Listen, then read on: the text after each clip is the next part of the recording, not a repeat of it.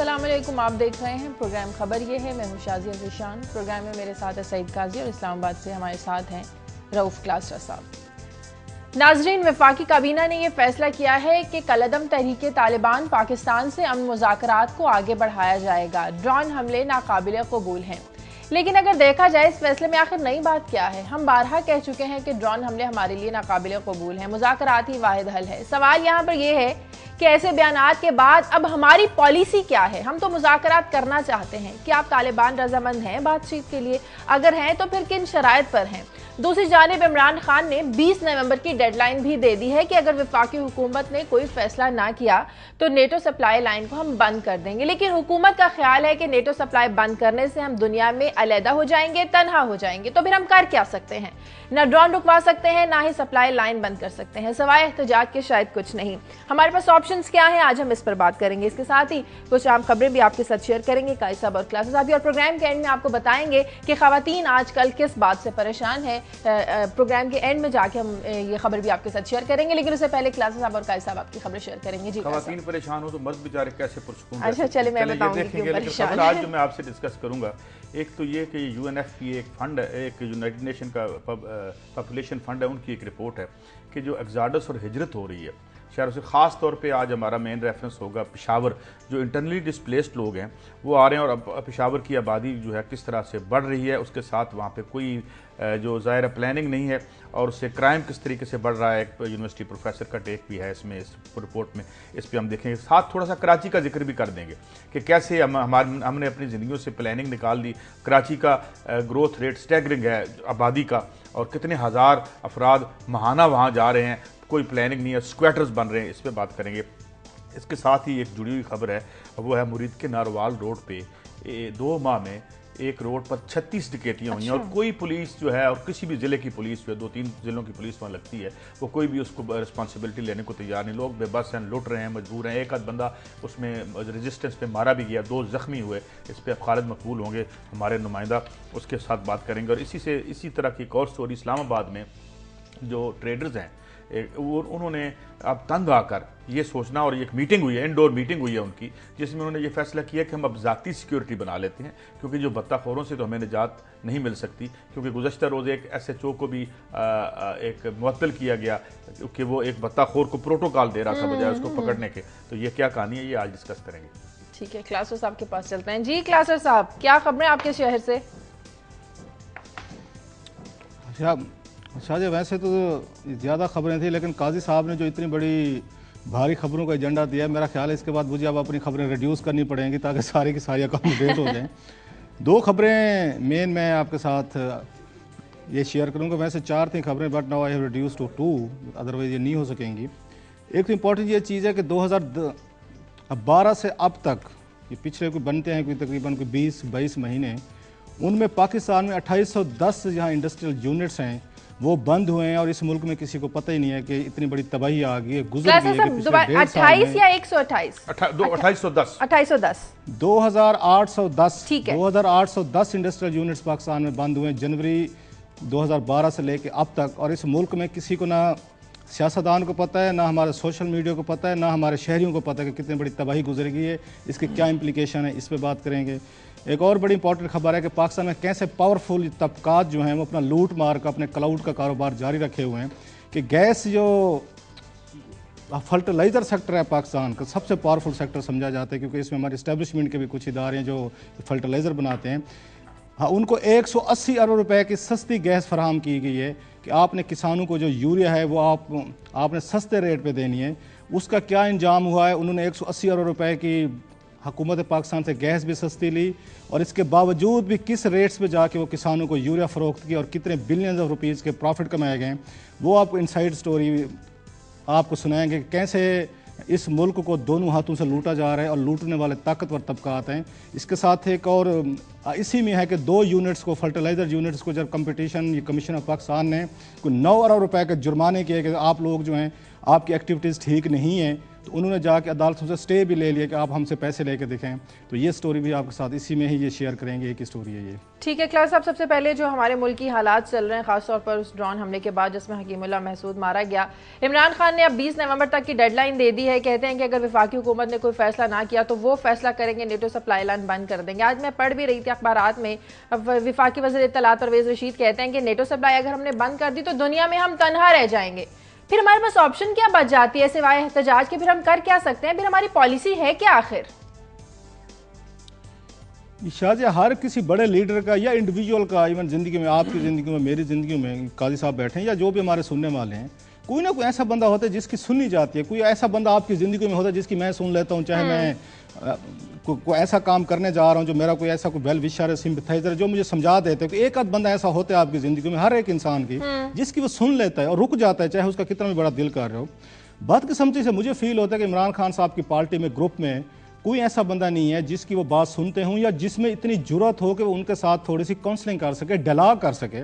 मेरी 2-4 पीटीआई के लोगों से बातचीत, बड़े सीनियर लोग हैं, मैं अब उनको नाम लेके एम्बेरस नहीं करना चाहता, उन तमाम ने मेरे व्यूज़ के साथ, ये ओपनली मैं कह रहा हूँ, शेयर किया जो मैंने कंसर्न जाहिर की कि आप लोग ये जो पॉलिसी लेके जा रहे हैं, क्या आपने KPK को एक अलहदा मुल्क बना दिया है? कि आपकी पार्टी में इस पर डिस्कशन हुई है कि फेडरेशन को हमने कैसे चलाना है, ये फेडरेशन होती क्या चीज़ है, ये मुख्तलिफ ये सूबे आपके साथ एक यूनिट बन के रह रहे हैं, ये क्या रह रहे हैं, इनकी क्या जिम्मेदारी हैं, क्या फ़राइज़ हकूक़ वटेवर जो भी हैं, वो सारी बातें मानते हैं कि ये जो हम स्टेप्स ले रहे हैं इसका कोई इंजाम अच्छा नहीं होगा। वो यहाँ तक भी कहते हैं कि हम शायद जानबूझ के चाह रहे हैं कि KPK में गवर्नर या राज लगाया जाए क्योंकि हमसे हुकूमत नहीं चल पा रही। अच्छा। जो आवाम से हमने वादे किए थे कि हम जाकर लोकल लेवल पर डिलीवर करेंगे, बल्दियाती इंतखाबात सबसे बड़ा स्लोगन था इमरान खान की पार्टी का, इन्होंने जाकर लोकल लेवल पर कुछ चेंजेस करनी थी। वो ये समझते हैं कि हमसे शायद वो बातें नहीं हो पा रही, लिहाजा हमने बेस्ट मौका ये समझा है कि ड्रोन वाला इशू बनाएं और अगर कल को हुकूमत, फेडरल हुकूमत कोई उस पर गवर्नर रूल लगाती है या हम एक एक्सट्रीम पोजीशन लेंगे तो पॉइंट स्कोरिंग में आसानी होगी। इमरान खान साहब का जो सबसे ज़्यादा मेरा ख्याल है, उनमें बहुत सारी पॉजिटिव चीज़ें हैं, उनमें एनर्जी बहुत है, उनमें इस मुल्क के लिए हो सकता है सिंपथी हम सब लोगों से ज़्यादा, उनके सेक्रीफाइस से ज़्यादा हूँ। लेकिन मैं इस मामले में समझता हूँ इमरान खान का ये कहना है कि 20 नवंबर को हम ये बंद कर देंगे। ठीक है, ये तो इमरान खान का हुआ ना, मान लिया वो नहीं कर सकते, लेकिन वफाकी हुकूमत को भी तो कुछ करना है ना काजी साहब। मैं शादी और बात कह रहा हूँ, एक बड़ा, it's a very delicate point जो पाकिस्तान के लोगों को समझना होगा। इमरान खान की मोहब्बत, प्यार अपनी जगह पे, आप फेडरेशन को खतरे में डाल रहे हैं ये कह के कि 20 नवंबर से हम सप्लाई बंद कर देंगे। इसका मतलब यह है KPK का आपने नया वज़ीर आज़म बना लिया है, उसका नया आइन बन चुका है, उसकी नई असम्बली बन चुकी है, उसके अपने इंस्टीट्यूशंस हैं, उसका पाकिस्तान से, इस्लामाबाद से उसका कोई तल्लुक नहीं है। दुनिया भर में होता है शाजिया कि फॉरेन पॉलिसी के महकमे जो होते हैं हमेशा, इवन बहुत लूज कन्फेडरेशन में भी जो बातें हम देखते हैं वो सेंटर के पास रहती हैं। अब ये बात कोई भी वहाँ पर ना कौमी असम्बली में उठ के करने को तैयार है, ना हुकूमत में कैपेसिटी है कि वो ज़रा उनको समझाइए। और मेरे परवेज़ रशीद साहब दोस्त उनको ज़रा थोड़ा सा बता दें कि हजूर डिमांड आप ज़रूर करें, तकरीरें ज़रूर करें, लोगों को ज़रूर मोबिलाइज करें जो आप करना चाहते हैं, लेकिन आप एक फेडरल हुकूमत के फैसले को, एक फॉरेन पॉलिसी का फैसला है जो कैबिनेट से अप्रूव होकर किया है और बाकायदा उसके मुहदे हुए हैं आपके नेटो के साथ और आपको उसके एसाफ के वहाँ फोर्सेज का 52 कंट्रीज के साथ पाकिस्तान के मुहदे हैं। अगर आप उसको रिवाइज कराना चाहते हैं कैबिनेट के जरिए करवाएं। आप ये नहीं कह सकते कि 20 नवंबर को ना रुकी तो एक KPK एक अलहदा मुल्क बन गया है, आज के बाद वो अपने हाथ से कोई चीज नहीं गुजरने देंगे। मैं तो ये बात करता हूँ कि इससे पहले जब सलाला पे हमले पे रुकी थी तब भी तो रुकी, तब रुकवा दी थी। अच्छा, अब मसला ये है कि अब हमारी खारजा पॉलिसी, हमारी खारजा मिनिस्ट्री के कितने हाथ में है, इस पर भी एक बड़ा सवालिया निशान है, बड़ी इस पर भी लहदे होती है। और उस वक्त भी जो सलाला की जो थी वो हमारी जो सिक्योरिटी एस्टेब्लिशमेंट है उसकी ज़्यादा उसने पाँव पे ज़रा जोर दिया, तो उसके बाद हमने उसको रोका था मसला। लेकिन ये है कि एक इम्पोर्टेंट रेज है। बात यह है कि लीडरशिप जो है जब नया हाथ बाग पे है ना पा है रकाब में, ना आपके हाथ में मैशत है, ना आपके हाथ में आपकी खारजा पॉलिसी है। अब मसला ये है कि वो ड्रोन चांद मारी कर रहे हैं। एक राय जो हमारे एक जो सेकुलर, 2 राइट विंग है, लेफ्ट विंग तो फिलहाल खुफ्ता है। जब हम कहते हैं ना जी कि लेफ्ट के लोग आगे, 2 लेफ्ट है, ये जो एक राइट था अमेरिका का और ये जिहादी, ये राइट थे, अब राइट में स्प्लिट हो गई है। एक राइट अब जो है वो प्रो अमेरिका है, दूसरा राइट जो है अब प्रो तालिबान है। अब मसला ये है कि जो अभी आएंगे हम अपनी स्टोरीज पे कि क्या किस हम बर्बरियत और बर्बादी का शिकार हैं, जिस तरह मैंने अभी अपनी स्टोरियों का जिक्र किया था। लेकिन मसला ये है, मुझे ब्रेक लेने का है, मैं ब्रेक के बाद जब वापस आएंगे तो बात करेंगे कि क्या तालिबान अब मुज़ाकरात के लिए तैयार हैं या नहीं। भले ही हम मुज़ाकरात करना भी चाहते हैं और हम जो अमल है इसको जारी भी रखना चाहते हैं। इस पर बात होगी एक ब्रेक के बाद।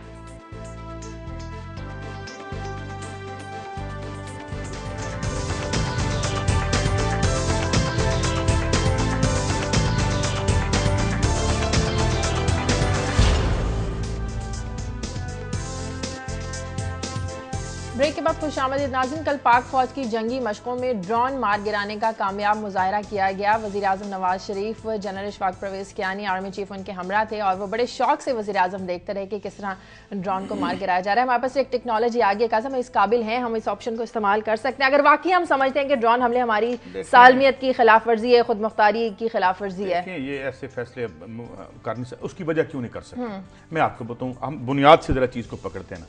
जब आप एक गले सड़े माशी ढांचे के ऊपर बैठ के हुक्मरानी कर रहे हो, लोगों से आपने ये वादे कर रखे हो कि हम तुम्हारी जिंदगी में तब्दीली लाएंगे। अभी क्लासर साहब की कल स्टोरी थी कि मिनिस्ट्री ऑफ फॉरेन अफेयर्स जो है वो एहतजाज कर रही है और जो मिनिस्ट्री ऑफ वजारत खजाना है वो पैसे मांग रही है। अब बात यह है कि आपने जितने वादे लोगों से किए हैं, आपके गले में एक तो न्यू लिबरल इकोनॉमिक्स का तौक है, आपके पीछे 70-80 बिलियन डॉलर का बोझ पड़ा हुआ है, बुनियादी रिफॉर्म्स आप कर नहीं सकते। गैट ने जो पहले जो गैट था और अब जो नाम बदल दिया उन्होंने WTO, उसके तौक आपके गले में है। आप इंडिपेंडेंट इकोनॉमिक पॉलिसी नहीं बना सकते। अब एक ऐसी मैशत जो हैवीली डिपेंडेंट हो बाहर वालों पर, ठीक है। अच्छा, मुल्क में क्या है? मुल्क में दो मैशतें राइज हैं। एक वो तबका है बहुत टाइनी सा जो 1000 रुपए का लीटर पेट्रोल भी खरीदे तो उसके लिए महंगा नहीं है। एक वो तबका है कि जिस पे रोजाना जो है आप जो है एक कोई लॉन्ग टर्म, अच्छा एक लॉन्ग टर्म प्लानिंग होती है ना, यहाँ 5 साल मंसूबे बने थे 1950 से लेके अब तक। अब क्या होता है? अब 5 दिन या 5 दिन का मंसूबा होता है। क्या कि अब जनाब बिजली की कीमत किस दिन बढ़ेगी, आज जनाब पेट्रोल की कीमत किस दिन बढ़ेगी। तो इस किस्म की एक इंतहाई ज़बूं हाल वो सीधा माशी ढांचे पर बैठकर आप पॉलिटिकली इंडिपेंडेंट फैसले नहीं कर सकते। अब आपके एग्जिस्टेंशियल मसले बन गए। अब ये बदकिस्मती है या खुशकिस्मती? आपका मतलब है ये फैसले कहीं और से मैं ये कह रहा हूं, देखिए आप कर नहीं सकते। जैसे मैंने शुरू में एक लफ्ज एक तरकीब बोली थी, एक इंपोर्टेंट रेंज तो हो सकती है, मगर आप कैसे कर सकते हैं? या तो आप इधर हाथ डालें लोगों को, 30 लाख लोगों पे आपने टैक्स लगाना था, रियासत की किटी में 4% आएंगे तो ये इंडिपेंडेंट होगी तो आंख में आंख डाल के बात करेगी। क्लास साहब, ड्रोन मार गिराने की अगर सलाहियत है फिर भी हम ये ऑप्शन इस्तेमाल नहीं कर सकते? शाजिया, जो मैं स्टोरी पे भी आऊंगा थोड़ी देर में, उसी पे जो मैं उस पे बताइए मैंने कि इस मुल्क में पिछले 20 माह में 2810 के करीब यूनिट्स बंद हुए। क्यों हुए उसकी डिटेल हम आपको बताएंगे। क्या वो मुल्क अफोर्ड कर सकता है वो किसी के साथ जंग लड़े और ड्रोन गिराने की हम बातें करें, या आपका ख्याल एंगेज करें दुनिया के 52 ममालिक को? बहुत सारे लोग हमें बुज़दिली का ताना देते हैं। मैं कि मसला ये है, हमारी पाकिस्तानी कौम ने जितनी जंगें देखी हैं ना, वो टेलीविजन स्क्रीन पे लाइव देखी हैं, CNN के जरिए देखी हैं। अभी तक जंगें हमारी नस्ल है, हमारी एज है, 71 में हुई होगी, 65 में होगी। पाकिस्तान इंडिया की बड़ी मेहरबानी, दोनों ने सिविलियंस अपने टारगेट्स को उस वक्त नहीं हिट किया था। ये इन दोनों मुल्कों की अच्छी बात रही है। इन्होंने अपने फौजी इंस्टॉलेशंस को किया होगा, वार ट्रूप्स को एक दूसरे पर अटैक किया होगा। कम अज़ कम सिविलियन कैजुअल्टीज उस पैमाने पर नहीं हुई थी। ये पाक इंडिया इनकी जो हमारी 3 जंगें हुई हैं जो अब हमने देखी हैं, जो हमारी नस्ल है उन्होंने तो ऐसा सच उस तरह की जंग देखी भी नहीं है जो हमारे यहाँ बम गिरे हों, खुदा ना खास्ता यहाँ पे एंगेज हुए हैं। ये वो कहते हैं it's a too serious business. हम इसको ऐसे मजाक में और इस तरह की हम बातें करते हैं, मुझे हैरानी होती है बाज़ दफ़ा। इस मुल्क के जो काजी साहब सोशो इकनॉमिक फिगर्स लेके आते हैं और बार बार लेके आते हैं जिसका किसी पे असर नहीं हो रहा कि इस मुल्क की बाकी हालत क्या होगी। कि हमारा मेन इशू इस वक्त, अब नोट करें कि पाकिस्तान का सबसे बड़ा इशू जो कहते हैं कि इसको हल के बगैर हम आगे नहीं चल सकते, इसके पीछे माजी में हमने क्या हरकतें की हुई हैं, हमने कौन से हमने बैगेज उठाया हुआ है, उस पर कोई बात। आज कहते हैं, मैं इमरान खान साहब का बयान पढ़ा था कि हमारी फौज को फंसा दिया, डॉलरों के एवज मुल्क बेच गया। भाई इसकी कहानी जैसे काजी साहब बार बार कहते हैं 1980 तक आप जाते नहीं हैं। आप वहाँ के आज उस वक्त के हमारे ब्लंडर्स हैं जिसकी वजह से ये बैगेज आज हमारे गला पड़ा है, उसको तो हम ऊन करते हैं। वो तो हमारी जंग थी, वो तो बहुत बड़ा हमने कारनामा सर अंजाम दिया था। और मैं मीडिया की एक बात बता रहा हूँ, ये मैं अपने दोस्तों से माननी नहीं है क्योंकि हमारा एक कमर्शियल मीडिया है, हम उसी पे चलते रहेंगे। वर्ल्ड वार सेकंड की वजूहात में पढ़ रहा था, कहीं पे छोटी सी लाइन लिखी हुई थी कि वर्ल्ड वार सेकंड जिसमें लाखों लोग मारे गए थे वो मीडिया ने करवाई थी। अच्छा। क्यों? उन्होंने ताने देने शुरू कर दिए थे अपनी हुकूमतों को कि वर्ल्ड वार फर्स्ट में आप हार गए हैं, वो फलां मुल्क ने आपकी फेंटी लगा दी, फलां ने आपके उस पर कब्जा कर दिया। ये मीडिया ने टांट्स कर करके वर्ल्ड वार सेकंड करवाई थी। उसमें लाखों लोग मारे गए आपके सामने, और फिर यूरोप को जाकर ठंड पड़ी, अपने बच्चे मरवाए, जीनोसाइड करवाई, वहाँ से डिस्प्लेस हुए और उसके बाद यूरोप ने फिर जंगें नहीं लड़ी। अगर वहाँ बोस्निया में लड़ने की कोशिश की, पूरे यूरोप ने, नेटो ने मिलकर जहाँ की तबाही फेर दी यूगोस्लाविया की।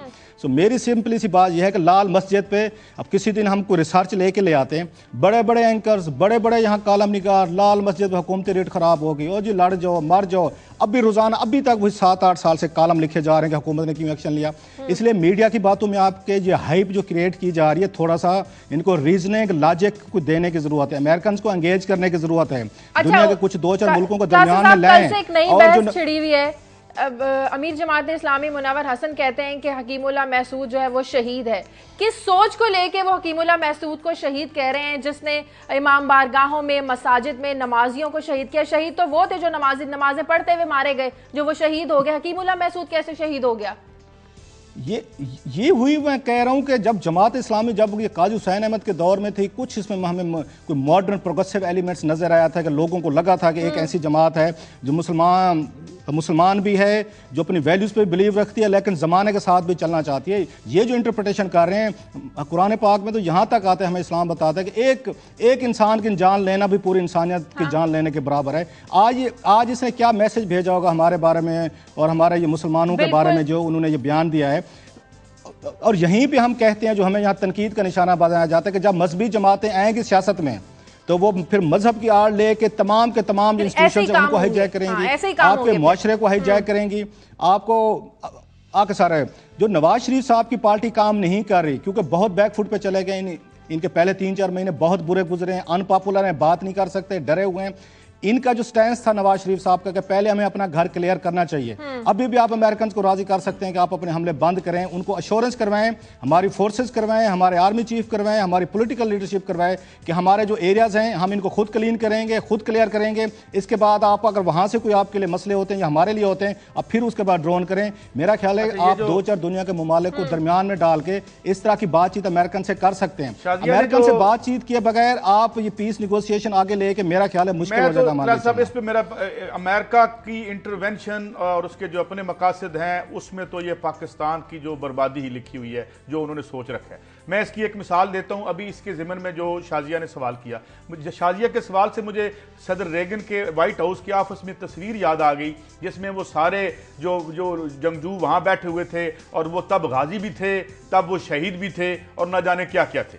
और अच्छा, अब उसमें ये हुआ कि अमेरिका का तो मौक़िफ़ बदल गया, जमात इस्लामी का नहीं बदला अभी तक। वो यही कह रहे हैं कि वो है। अच्छा, आप डिवाइड के दोनों साइड पे खड़े हैं। जब आप डिवाइड की उधर खड़े हैं तो फिर आप कहेंगे वो शहीद है, इधर खड़े हैं तो आप कहेंगे जी जहां भाग हुए थे। ये एक बात। लेकिन इशू ये है कि इससे निजात, ये नेटो की सप्लाई, ये सारे कॉस्मेटिक इशूज अगर आप जिस वक्त तक अपनी मैशत की रेंज और बागें अपने हाथ में नहीं लेंगे, जब आप अपनी डेस्टिनी खुद डिसाइड नहीं कर सकेंगे, जब, क्योंकि 2 जंगें हैं, एक वार ऑन टेरर है जो लगी हुई है, एक वो माशी दहशत गर्दी है जो बाहर की भी चरागाह हमने बना रखा है, हमने आलमी इदारों की चरागाह बना रखा है। यहां पे जो एक टाइनी सी एक क्लास है जो कि एक लग्जरी के बबल में रह रही है, वो किसी और दुनिया की बात सी है। अब मामला ये है कि वो भी अमन में नहीं रह सकते जब आपकी आबादियां, शहर, मैं आऊंगा उस स्टोरी पे, कि शहर ऐसे फैलें कि जो तो जिल्लत और बर्बादी के समंदर में थोड़े थोड़े आफियत के महल और जजीरे बनने शुरू हो जाएं,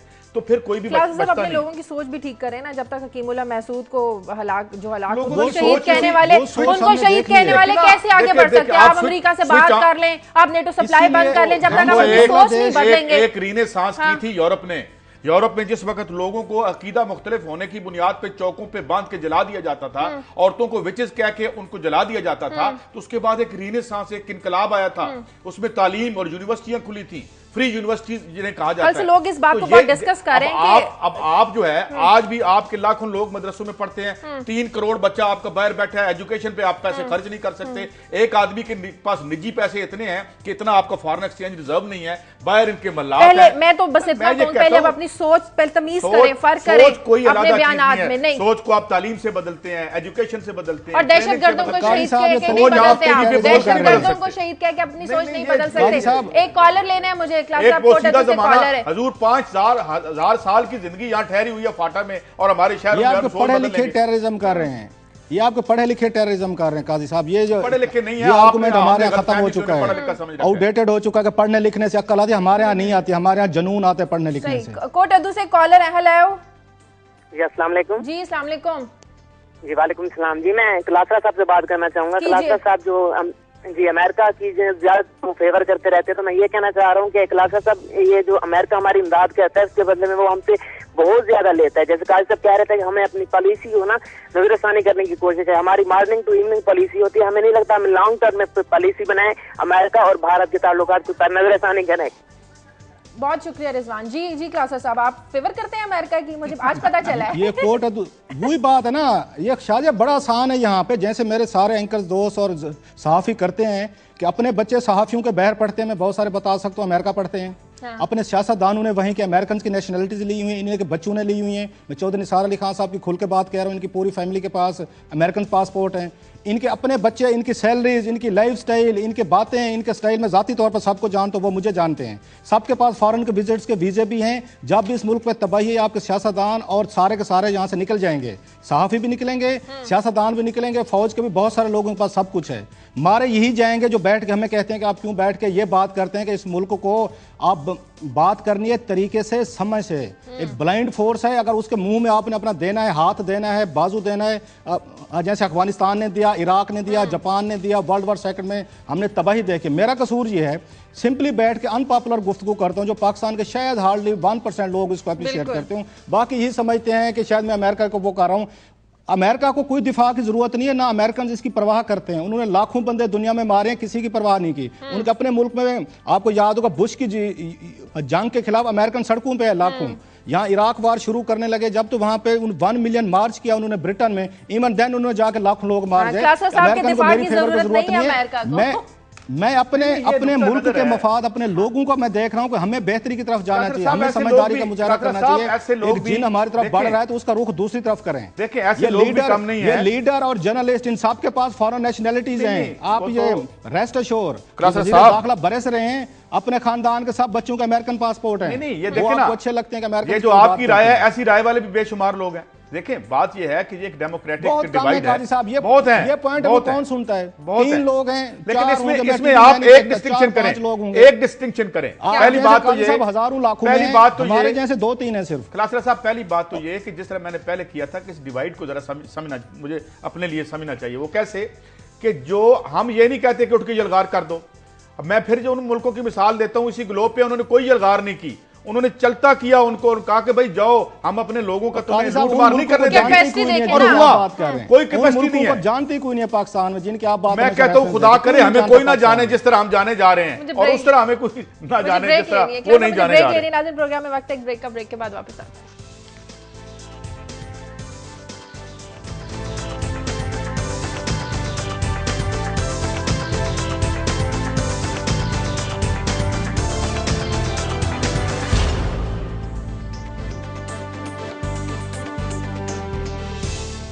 ब्रेक के बाद खुशामदीद। रावलपिंडी से कॉलर हैं सारा। हेलो, वालेकुम सलाम जी, बोलिए। अच्छा, मैं रऊफ क्लासा साहब से बात करना चाह रही हूँ। कीजिए। ये टेररिज्म के हवाले से जो भी बात हो रही थी, तो ये हकीमुल्लाह महसूस एक बहुत बड़ा टेररिस्ट था और इसने कितने ही हमले किए, और हमारे मुल्क में ये जो मारा गया अभी इसके शहीद कहा जा रहा है। तो मैं कह रही हूँ हजारों खानदान इसकी वजह से सौगवार है। अभी रिसेंटली चर्च पे हमला हुआ है पेशावर में और किस्सा खानी बाजार में। इसके अलावा वो जनरल न्याजी को इसने मारा है। तो मेरे तो ख्याल है कि फौज को इनके खिलाफ एक्शन लेना चाहिए। ठीक है, बहुत शुक्रिया सारा जी। क्लासा साहब, इससे ज्यादा कोई बेहतर और ज्यादा कोई अफसोसनाक कमेंट हो सकता है जो सारा साहिबा ने किया है। ये वो दुख है जिसकी बात हम यहाँ पे बैठ के करते हैं कि हमारा पाकिस्तान किस साइड पे चल निकला है। पूरी दुनिया का मीडिया तो उठा के देखो, दे आर मतलब लॉफिंग ओवर अस कि जो 40,000 मतलब आप एक नया टूल बना रहे हैं कि पाकिस्तान के लोगों को आगे आपने शहीद बनना है, इनको आपने झुकाना है, तो 50,000 बंदा मार दो। सही बात है। और आज मुझे एहसास हो रहा है, और मैं बड़ी मतलब एक अनयूजुअल सी बात कर रहा हूँ कि जब वहाँ पे बांग्लादेश में जमात इस्लामी पे पाबंदी लगाई है और सुप्रीम कोर्ट ने लगाई, बांग्लादेश हमसे आगे निकल गया है। उन्होंने सुप्रीम कोर्ट ने पाबंदी लगा दी जमात इस्लामी पे कि आप या मजहब का नाम इस्तेमाल करते हो पॉलिटिक्स नहीं कर सकते, आप ये मजहब को थोड़ा सा पॉलिटिक्स से अलहदा कर दें, तशरीफ लें। उन्होंने कहा, जमात इस्लामी ने कहा नहीं जी हम तो करेंगे। वहाँ सुप्रीम कोर्ट ने बैन किया है कि आप हमारी सोसाइटी को पोलराइज कर रहे हैं, ख़राब कर रहे हैं, यूथ को ख़राब कर रहे हैं और गलत तरीके से आप इनको गाइड कर रहे हैं, लीड कर रहे हैं, हम इजाज़त नहीं देंगे। बैन है वहाँ से ये 2-3 साल से। अब मुझे समझ आ रही है कि उनकी सुप्रीम कोर्ट जो है बांग्लादेश की इस नतीजे पर क्यों पहुंची है कि मुनव्वर हसन साहब इस तरह के बयान देंगे। मैसेज क्या जाएगा मीडिया को, पूरी दुनिया को मैसेज क्या जाएगा कि एक दहशतगर्द को शहीद करार देके हम अपनी पॉलिसी बता रहे हैं उन्हें।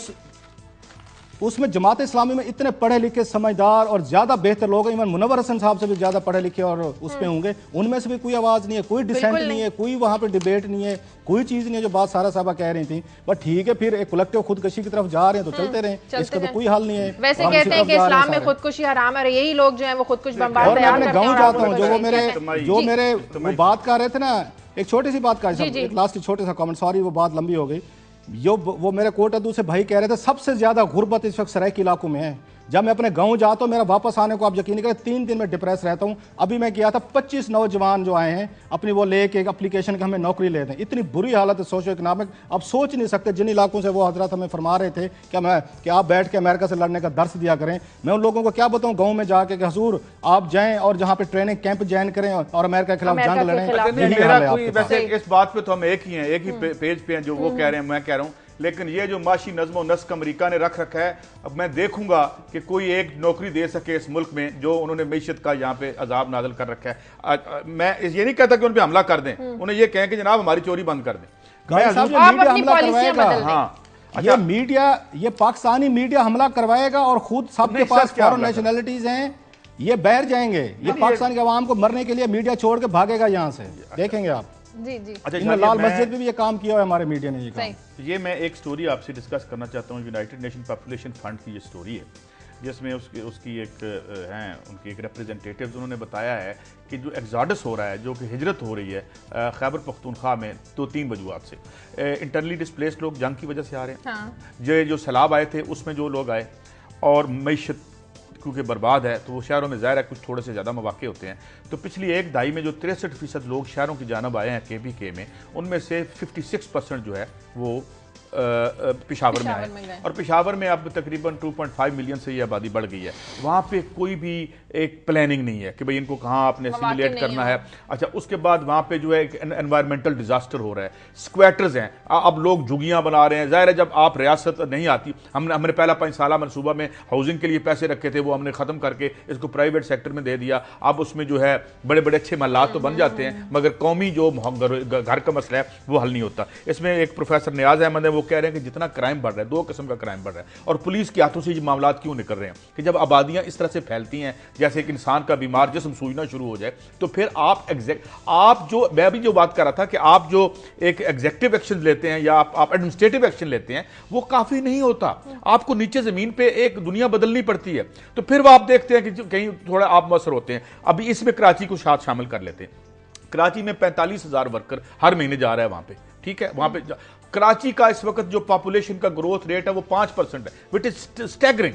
अब ये बताएं कि इसको आप कैसे कंट्रोल करेंगे। आपने इकोनॉमिक जो है पॉलिसी बंद कर दी, आपने इकोनॉमिक प्लानिंग बंद कर दी, क्योंकि फरमान आ गया कि जी अब जो रियासत है वो उसको सुकेड़ दो और प्राइवेट बिजनेस सब कुछ देखेगा। और रियासत के जो फरीजे थे तालीम का, हाउसिंग का, सेहत का, उससे आपने हाथ साफ कर लिए। 1% आप सेहत के लिए रखते हैं, वो सारा आप खर्च नहीं कर सकते। जो खर्च करते हैं उसमें से तकरीबन 70% करप्शन की नजर हो जाता है। तो ये वो सारी रीजंस है। अगर आप ये economic region, socio economic region remove नहीं करते तो आप मार के बम देख लें, आप 50 पुलिसें बना के देख लें, आप कुछ नहीं कर सकते जिस वक्त तक। और इमरान खान साहब जो है मुमकिन है वहां से भागना चाह रहे हो, क्योंकि इस माशी निजाम के तहत रह के वो भाग ही सकते हैं और कुछ नहीं कर सकते। और इसमें अगर हम तब्दील नहीं करेंगे। और इसके साथ ही मैं स्टोरी खत्म कर दूं, खालिद मकबूल अगर हो हमारे साथ। अब देखें, अब ये देखें जरा इस मुल्क में कि ये फाटा की पानी नहीं है इस वक्त। नारोवाल और ये जो बुरीद के रोड है, ये मेन हाईवे है इनकी, इस पे 2 माह में 36 डकैतियां हुई हैं और कोई पुलिस वाला ऑन नहीं कर रहा।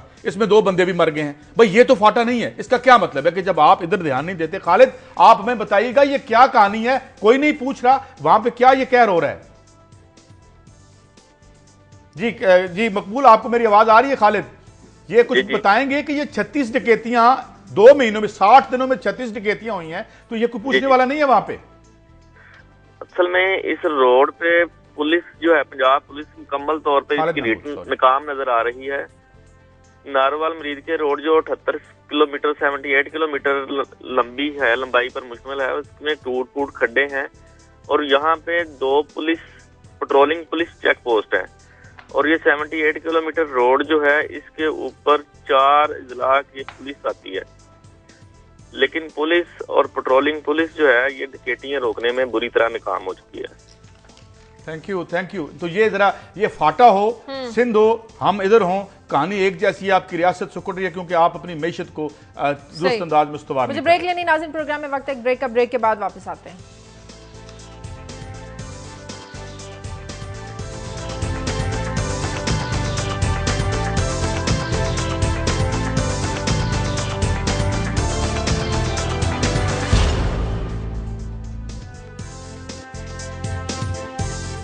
ब्रेक के बाद खुशामदीद क्लासेस। अब आपकी खबरों की तरफ आते हैं। 2012 से अब तक 2810 इंडस्ट्रियल यूनिट्स बंद हुए, किसी को पता ही नहीं, लोग इतने बेरोजगार भी हुए। ये बातें ना पाकिस्तान के सियासतदान सुनना चाहते हैं, ना आवाम सुनना चाहती है। हम वो कहते हैं ना किसी और डायरेक्शन पे चल पड़े हैं कि अब हमारे सोशल मीडिया पे गुफ्तगू देख लें, हमारे नौजवानों की प्रायोरिटीज़ देख लें, हमारे कमेंट्स देख लें, वो बड़े इंटरेस्टिंग है। हम इन इशूज़ की तरफ जाने नहीं चाहते। कल मैंने ट्विटर पे एक चीज़ शेयर की, लोगों के लिए बहुत बड़ी हैरानकुन थी कि पाकिस्तान की जो आईटी, मैं इस पे आता हूँ थोड़ा, पाकिस्तान की जो आईटी की जो एक्सपोर्ट है वो 1.2 बिलियन डॉलर हुई है पिछले 5 सालों में। 1.2 बिलियन, इतने बुरे हालात के बावजूद। और सबसे बड़े जो उसमें जो पाकिस्तान एक्सपोर्ट कर रहा है आईटी, वो अमेरिका को कर रहा है। 40% जो पाकिस्तान का यहाँ पे आईटी है वो वहाँ से अमेरिकन कंपनी या लोग इनसे खरीदते हैं। तो उसमें फिर यूके है, उसमें फिर डेनमार्क है, स्वीडन है, लंबी 100 मुल्कों को पाकिस्तान आईटी की सर्विसेज दे रहा है। अब ये अच्छी चीज़ है हमारे लिए। लेकिन मैंने जब गूगल किया तो मैंने इंडिया का पता किया कि इंडिया में क्या है ना, उनका हिसाब किताब है कि हम तो 1.2 बिलियन डॉलर हमने किया है यहाँ पे 5 सालों में 1.2 पर। आप सुनिएगा ज़रा वो दिल थाम के, हम हर बात पे मुकाबला करते हैं और भारत को हम बैठ के यहाँ पे ब्लास्टिंग, हमारा फेवरेट टाइम पास वो है। 84 billion dollar in 1 year, Bharat का बता रहा हूँ, आईटी का बता रहा हूँ। उनका टारगेट है इस साल का, आईटी सेक्टर में बहुत आगे हैं। 84 अरब डॉलर के एक्सपोर्ट कर रहे हैं इंडियन, और सारा यूथ इन्वॉल्व है। हमारा यूथ तो बैठा है ना टीटीपी के साथ और इमरान खान साहब की तकरीरों को डिफेंड करने, टीटीपी के साथ डीलों को डिफेंड करने, हमें गैरत और बगैरती के ताने देने के लिए। ये बता रहा हूँ कि वहाँ पे इंडियन यूथ ने 84 बिलियन डॉलर एक साल का कमा के देते अपने मुल्क को और सोसाइटी को। ये छोटी सी मैं आपके साथ मैं इन्फॉर्मेशन शेयर करता जाऊँ। अब आता हूँ मैं अपनी इस पे स्टोरी की तरफ कि कल यहाँ पे कौमी असम्बली में एक रिपोर्ट पेश हुई है। इसको सस्पेंड करवाया गया पूरी जमातों ने, क्योंकि ये पढ़ने को, रिपोर्टें पढ़ने के लिए इनके पास टाइम नहीं है, पॉपुलर नहीं है ना वो। उन्होंने कहा कि हम तकरीरें करेंगे, तकरीरी यहाँ मुकाबला हुआ कि कैसे हमने जंग लड़नी है दुनिया के 52 मुल्कों के साथ। ये प्लान बनाया गया कल कौमी असम्बली में। ये किसी ने नहीं पढ़ा, उसी में कौमी असम्बली के इजलास में रिपोर्ट आई है कि यहाँ पे 2810 इंडस्ट्रियल यूनिट पिछले साल 2012 जनवरी से बंद हुए हैं। इसमें कितने हजारों लाखों लोग, उसका कोई डाटा अवेलेबल नहीं है, कितने लोग बेरोजगार हुए हैं, कितने लोगों के चूल्हे बंद हुए हैं। वो लोग जो वहाँ पे जॉबलेस है उनको हुई है, वो किस साइड पे गए हैं, वो कहाँ पे गए हैं, उनका किसी को कोई पता नहीं है, कोई डाटा नहीं है। ना हमारे पॉलिटिशियन इन इशू पे बात करने को तैयार हैं। क्यों?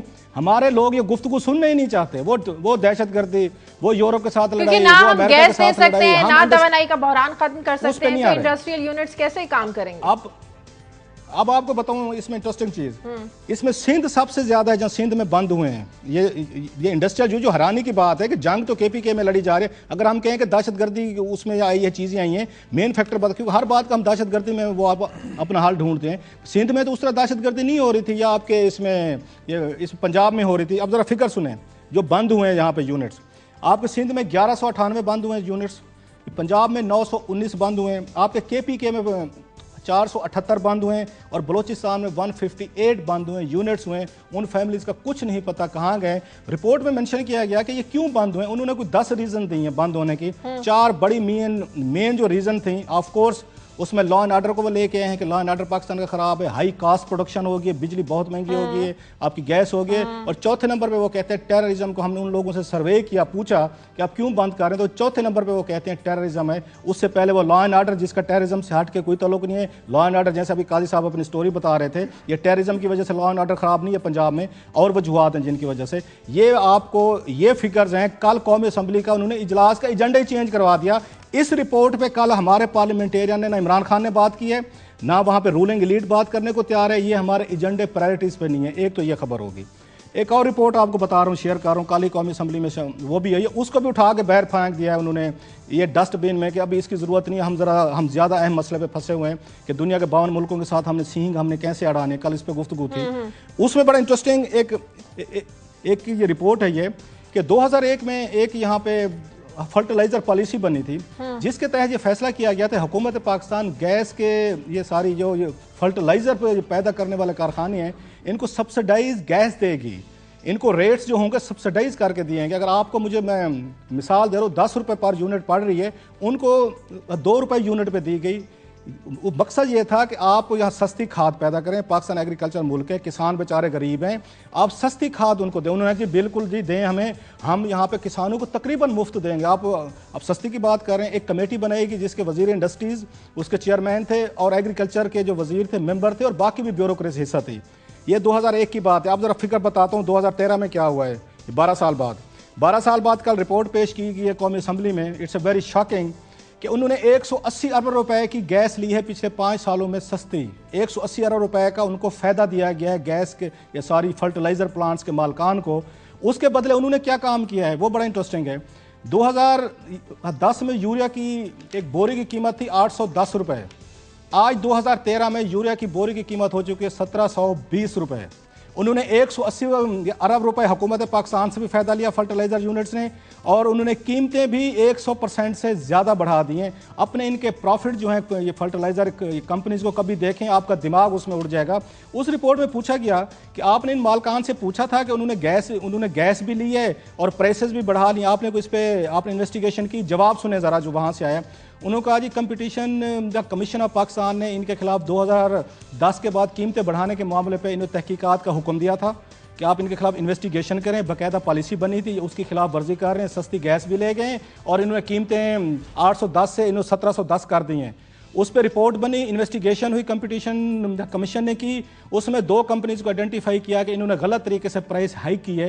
एक ये फौजी फर्टिलाइजर थे, एक एंग्रो, दोनों पे इन पे इन्होंने 10 अरब रुपए के करीब का जुर्माना किया, to be exact 9.5 billion. Lastly sir उन्होंने वो उठाया कागज, उनको कहा गया कि आपने यहाँ पे इस मुल्क के किसानों को लूटा है, इल्जाम था, आप यहाँ 9 अरब रुपए का जुर्माना दें। कंपटीशन कमीशन ने कहा, दोनों अदालत में गए हैं, अदालत ने उनको रोक दिया जी ये जेंटलमैन है, फौजी फर्टिलाइजर को भी कुछ नहीं कहना, एंग्रो को भी कुछ नहीं कहना, दोनों कंपनीज ने पैसे देने से कोर्ट के जरिए अपने आप को इससे पहले कि हम ये शाजिया की स्टोरी पे आए, ये जो है ना नूरा दहशतगर्दी, इसकी आड़ में यही दहशतगर्दी छुपाई जाती है। ये नूरा दहशतगर्दी की आड़, हाँ जी Shazia, I don't want to take your time. सही, मैं खबर शेयर करना चाह रही हूँ अपने नाज़रीन के साथ। कल मैं एक स्टोर में गई तो कई सब कुछ खवातीन आपस में उलझ रही थी ना, दुकानदार के साथ भी और आपस में भी बड़ी परेशानी की हालत में बातें कर रही थी। तो जब मैंने सुना कि वो क्या कह रही हैं तो कह रही थी कि खाना पकाना भी उन लोगों के लिए मुश्किल हो गया। टमाटर जो हर सालन में डलता है, हर खाने में डलता है, 200 रुपए किलो। आप यकीन कर सकते हैं 40-50 रुपए किलो हम 2-3 हफ्ते पहले ले रहे थे, एकदम 200 रुपए किलो। ये खबर ही नहीं है आलू, जिस तरह ये गैस की खबर नहीं है, कोई डिस्कस नहीं करता। आलू जो एक बड़ी कॉमन सी नॉर्मल सी सब्जी है वो 100 रुपए किलो। टींडे, मूंगरे ये 100-200 रुपए से किलो। कल कोई सब्जी नहीं थी। 80% लोगों के लिए खबर है ना, 80% लोगों के लिए खबर है, लेकिन इसको ना कोई हमारा पॉलिटिशियन डिस्कस करता है ना कोई और डिस्कस करता है। हमारे नुमाइंदे जाहिद आबिद और रियाज एंडी हमारे साथ लाइन पर मौजूद है, उनसे बात करते हैं। रियाज एंडी, क्या वजह है कि कॉमन सब्जियां आलू है, टमाटर है, हर सालन में हर खाने में यूज होते, इतना महंगा क्यों कर दी गई हैं सब्जियां? देखिए, देयर आर 3 मेन रीजन है। एक तो है पॉलिसी इश्यूज, आबादी बढ़ रही है लेकिन कोई प्लानिंग। दूसरा है रिसर्च एंड डेवलपमेंट का, हमें अपनी जो प्रोडक्शन है उसको बढ़ाना है लेकिन ये भी नहीं। और तीसरा है वो जो बीज का माफिया है जो अपना पैसे को डबल करता है ना। अलविया ये है कि गवर्नमेंट की जो है वो इस तरफ तवज्जो ही नहीं है। सबसे इम्पोर्टेंट चीज जो इस मुल्क के लिए है वो है खाना पीना, वो उसकी फराहमी उसने यकीनी बनानी है, लेकिन इस तरफ तवज्जो नहीं है। ऊपर से जो नोट छापे जा रहे हैं और जो इन्फ्लेशन का एक जनरल ट्रेंड है वो भी आपको रिफ्लेक्ट कर रहा है। ऐसा है कि ये जो सीजन है इसके अंदर सर्दी की वजह से टमाटर पकता कम है और उसकी वजह से नॉर्मली ये होता है। लेकिन अगर आप माजी में जाएंगे तो आपको 100 रुपए तक चला जाता था ये। लेकिन एक जो जनरल प्राइस ट्रेंड, ये भारत को एक्सपोर्ट भी हो रहा है टमाटर? जी बिल्कुल, वहाँ पर भी कुछ किल्लत थी तो वो भी वहाँ पर भी जा रहा है। उनकी किल्लत पूरी करना, दूर करना वो ज्यादा जरूरी है। अपने आवाम जो है जी, लेकिन जब हमारी किल्लत होती है तो वो वहाँ से भी आता है। वो इशू नहीं है। इशू ये है कि हमारे पास पॉलिसी क्या है, हम चाहते क्या है, हमारे पास कोई इसके लिए प्लान भी है या नहीं है, या इसी साल हर साल जो है वो इसी तरह से हम शोर मचाते रहेंगे। गवर्नमेंट का काम क्या है? बेसिकली वो एक फ्रेमवर्क, वो इंतजामी उमूर जो है उसको प्रोवाइड करना, और अगर ये नहीं है तो आप जितनी भी दावे करते रहे, जितनी बातें इनका कोई फायदा नहीं है। अच्छा, बहुत शुक्रिया एंडी आपका। अब आपने जिंदगी के हर मैशत को, अब वार एंड टेरर हमारा पहला एजेंडा जिस तरह क्लास साहब बता रहे हैं कि इतने दो बड़े वाइटल इशू आए, डी इंडस्ट्रियलाइजेशन हो रही है, लेकिन इस पे कोई बात नहीं है। ये हर आदमी का इशू है, ये हर पाकिस्तानी का इशू है जिस पे मैं बात कर रही हूं। ये हैं वो जाली इश्यूज जो मुसल्लत किए गए हैं, उन्होंने अपने यूरोप और अवाम पे, अपने अवाम पे मुसल्लत किए हैं ताकि $9 बिलियन का वो ये जो बजट है उसका, वो उसको खा पी सकें। और इधर हमें भी जाहिद आबिद से बात कर लेते हैं। जाहिद भी हमारे साथ लाइन पर मौजूद है। जाहिद, लोग परेशान हो गए हैं, टमाटर 200 रुपए किलो, आलू 100 रुपए किलो, लहसुन प्याज सब कुछ इतना महंगा हो गया। जी बिल्कुल, यही सूरत हमें लाहौर में भी नजर आ रही है, जैसे कि कराची से बात हो रही थी। लेकिन यहाँ जो सबसे तकलीफ है हमारा है कि यहाँ पर गुड गवर्नेंस के जो दावे होते हैं वो हमें कहीं नजर नहीं आते। रेट लिस्टें जो है नंबर 1 तो यहाँ अवेलेबल ही नहीं होती, और अगर अवेलेबल होती हैं तो इस कदर गैर वाज़ेह होती हैं कि आम जो ग्राहक होता है उस तक पहुंच ही नहीं सकता। अगर कोई ग्राहक उससे बात कर ले कि दुकानदार से कि मुझे रेट लिस्ट के मुताबिक आप चीज दें, तो वो उसकी लड़ाई झगड़े वहां शुरू हो जाते हैं और कोई उनका तस्किया कराने वाला नहीं होता। मसलन अगर कल की अगर हम बात करें तो टमाटर का सरकारी नर्ख जो है वो 108 रुपए मुकर्रर किया गया था, जो कि हिस्ट्री में पहली दफा 108 रुपए गवर्नमेंट ने खुद मुकर्रर किया है। लेकिन ये लाहौर में फरोख्त होता रहा 130 140 कम अज कम, जो कि बिल्कुल कम आमदनी वाले इलाके, ये वहाँ फरोख्त हुआ है। जो ज्यादा आमदनी वाले इलाके वहाँ पर ये 160 और 70, इससे जांच किसी का दाव लगा है उसने लगाया है। इसी तरह आलू भी 100 से 20 रुपए 120 रुपए किलो फरोख्त हुआ है। तो ये एक ऐसी सूरत हाल है जिसमें एक चीज जो मुनाफा कमाना जिसने है उसने तो कमाना ही है, उसकी तो वो घर से यही टारगेट लेकर निकलता है कि आज मैंने इतने पैसे कमा के आने हैं। अब जो रेगुलेटर्स हैं जो कीमतों को तयन करते हैं, कीमतों की मॉनिटरिंग करते हैं, वो कहाँ है? वो सोए में, बेसिकली वो सोए में। बहुत शुक्रिया साहब। एक मैं बता दूं, रेगुलेटर की बात कर रहे हैं, छोटा सा कमेंट साहब, रेगुलेटर के बारे में यूरोप में ये कहा गया है कि वो लैप डॉग बन गए हैं जो इनकी कॉर्पोरेशंस के, वहां भी यही हालत है। काजी साहब, यहाँ पे रेगुलेटर जागा था, ये कंपटीशन कमीशन ऑफ पाकिस्तान जागा था, यहाँ पे 9 अरब रुपए का एंग्रो और फौजी फर्टिलाइजर पे जुर्माने किए। अदालत ने रोक दिया कि आप इनके से कोई कार्रवाई नहीं कर सकते, इनसे पैसे अभी वक्त का स्टे कर दिया गया है। रेगुलेटर जागा था कंपटीशन कमीशन ऑफ पाकिस्तान कि आपने ये प्राइसेस में घपले किए हैं, किसानों को लूटा है आपने, अरबों रुपए के डिविडेंड्स आपने शो किए हैं, प्रॉफिट शो किए हैं, गैसें सस्ती ली हैं और फिर भी कीमतें बढ़ाई हैं। रेगुलेटर जागा था, वो जाके फिर सो गया है क्योंकि अदालत ने कहा है कि अभी आप इसके खिलाफ आप इनसे रिकवरी नहीं कर सकते। बहरहाल इंतजामिया को इस पर चेक एंड बैलेंस रखना चाहिए। एक आम आदमी जिसने 2 वक्त की रोटी खानी है वो उससे भी महरूम हो जाए तो वो कहाँ जाए। प्रोग्राम का वक्त खत्म हो गया। प्रोग्राम के लिए आप हमें फीडबैक दीजिए। खबर@दुनिया TV.tv पर। इजाजत दीजिए। अल्लाह हाफ़िज़।